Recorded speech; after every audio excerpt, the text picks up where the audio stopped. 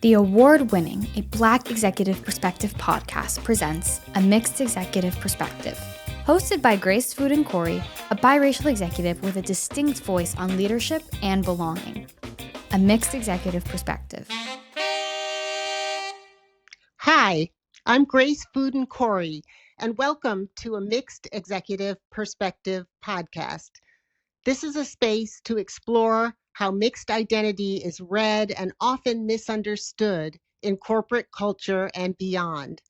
These conversations are for mixed people across race, ethnicity, nationality, and culture, and for parents raising mixed children navigating these dynamics. Today, I'm going to walk you through the cost of being palatable and what it reveals about how mixed identity is read in professional spaces. I'll talk about how perception shows up before intention, the quiet adjustments many mixed professionals make to be understood, and the emotional cost of navigating environments that weren't designed with our complexity in mind. If you've ever felt like you had to explain yourself, edit yourself, or decide how much of yourself was safe to bring into the room, this conversation is for you. So let's break it down. First, I'm going to talk about what does it mean to be palatable. As a mixed person in white culture, I felt I had to hold a certain standard, something beyond just a normal person, a little bit of perfectionism. My white coworkers could come up with a new idea or do something out of the box, but I had to look like I was firmly planted in the box and that I belonged. To be mixed or different in any way and come up with my own idea, an idea that was coming out of left field, was a big, big risk. And as both a designer and a merchant, that had some benefits. That could mean that I really could understand and articulate a brand because it had rules. Anything with rules was helpful to me. And that's probably why I never went into marketing, because sometimes they would break rules, and that was not comfortable for me. That kept me appearing acceptable all the time, but there were limits. I would hear someone, a white person, say an idea that I was also thinking about, but was holding back, and that would sometimes make me really angry. And so that anger is now in the room, even though I'm not expressing it, but I'm feeling it inside. There was also a real world cost to this adaptation that I experienced at a company that made a major corporate decision without considering the consequences of my team. They owned a manufacturing plant and a product development team, and they decided one day to the next to just close it down. No warning. They were looking at the bottom line. They were preparing the company for sale. But my team was left in the lurch. They had to continue to produce product, but they didn't have the tools and the resources. And the CEO, who was relatively new, came in and visit one day and said, "How are things going?" And I showed her a garment that was literally absurd. The two sides, the right and to the left side, were completely different.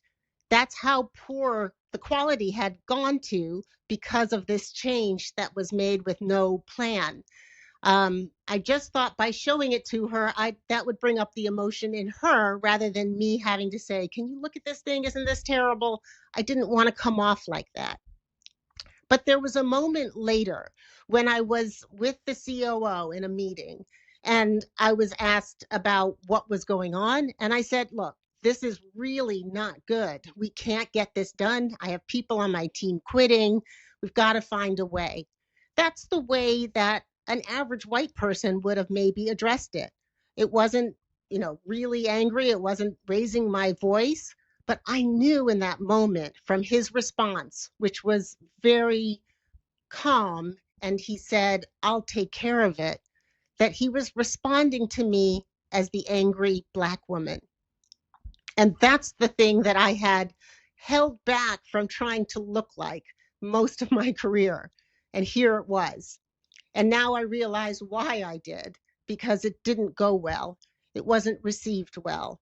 And I was never really looked at in the same way by that man again. So all those years of just getting along and acting like everything's okay were out the window in one sentence. And that really takes me to, how did I reclaim myself after a situation like that?